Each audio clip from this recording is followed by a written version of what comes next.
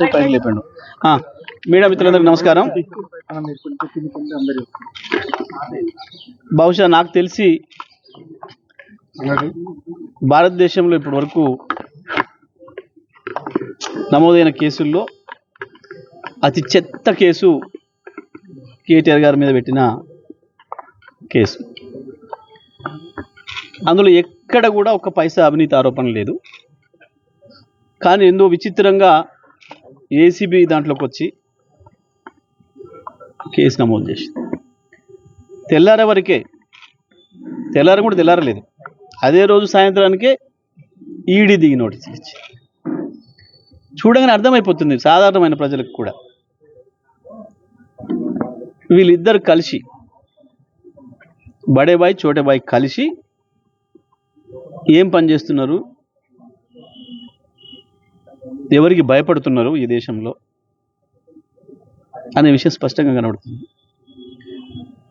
మోడీ సహకారంతోనే చోటేబాయ్ రేవంత్ రెడ్డి ఈ పనికి మాలిన ఈ ఫాల్స్ కేసును నమోదు చేయించుండు అనేది స్పష్టం. డబ్బులు ఎక్కడికో పోయినాయి, వీళ్ళు వెతుకొచ్చే పని లేదు. సాఫ్గా తీసుకున్న కంపెనీ కూడా వీళ్ళకి నోటీస్ ఇచ్చిండు, మీరు అర్ధంతరంగా అగ్రిమెంట్ నుంచి బయటకు వచ్చిండ్రు కాబట్టి మీరే నాకు కట్టాలి ఇంకా పైసలు. సాఫ్గా ఉత్తరాలే పెట్టాడు, మాకు ఇన్ని వచ్చినా ఇంకా రావాలి అని. ఇప్పుడు ఈడీ వచ్చిందో మీకు ఏదేందో నాకు అర్థం కాలేదు. నాకు ఆడ బ్లాక్ మనీని వైట్ మనీని బ్లాక్ మనీ చేస్తే ఈడీ వస్తుంది.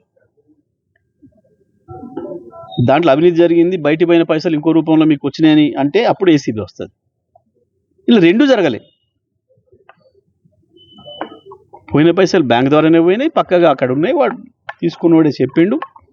నాకు ఇంకా రావాల్సి ఉండే, మీ వల్ల నాకే నష్టం జరిగిందని వాడు అంటున్నాడు అవతల.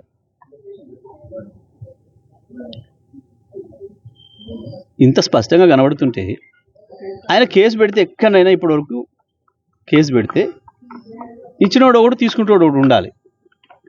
కానీ తీసుకున్నాడు ఒకడు తెలియదట, కానీ ఇచ్చిన వాళ్ళ మీద కేసు అట. ఇచ్చినోడు తెలిసినప్పుడు మన పేరు పెట్టాలి కదండి. ఈ పలానా ఆయన ఇచ్చిండు, పలానా ఆయన తీసుకుపోయిండు, గవర్నమెంట్ పైసలు ఇవ్వని ఆయన పేరు తెలియదట వీళ్ళకు.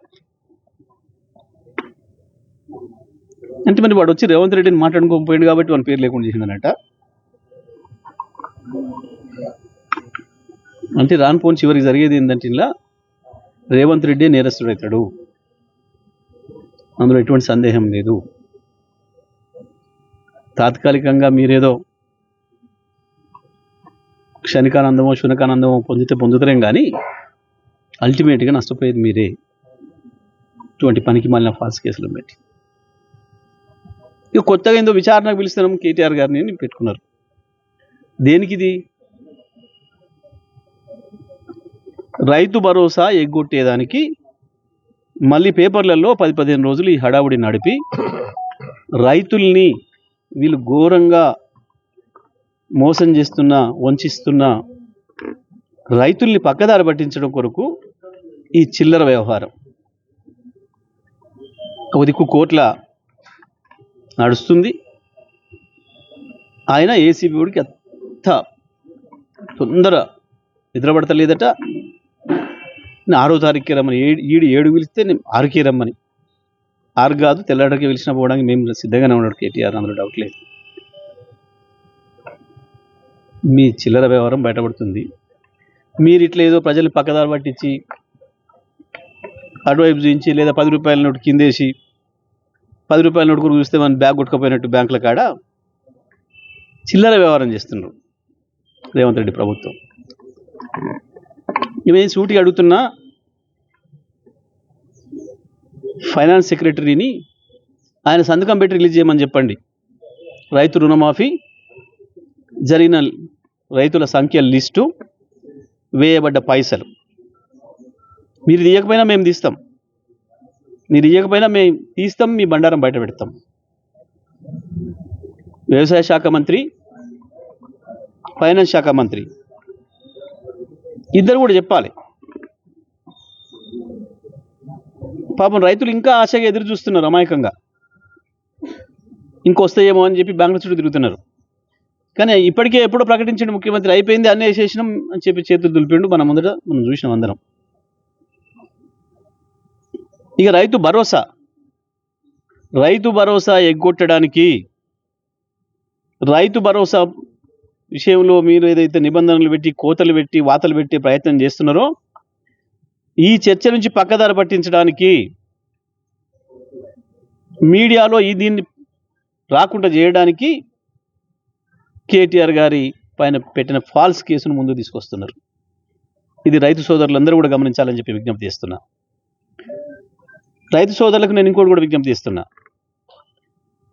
రుణమాఫీ కొరకు వరంగల్ డిక్లరేషన్ ఇచ్చినాడు, ఏ కండిషన్లు చెప్పలే.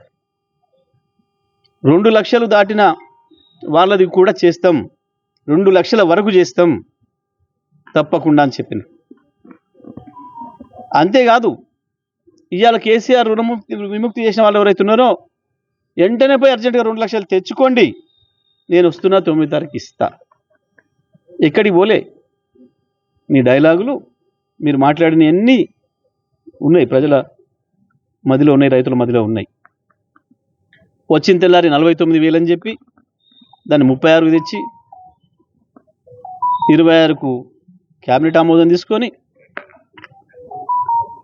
18 ఇచ్చిన అని చెప్పి చేతులు దులుపుకుంటే అసలు వచ్చింది రైతులకు 12,500 కోట్లు మాత్రమే. మొత్తం ఉన్నాయి మా దగ్గర. ఇవాళ రైతు భరోసా విషయంలో కూడా, రైతన్నలారా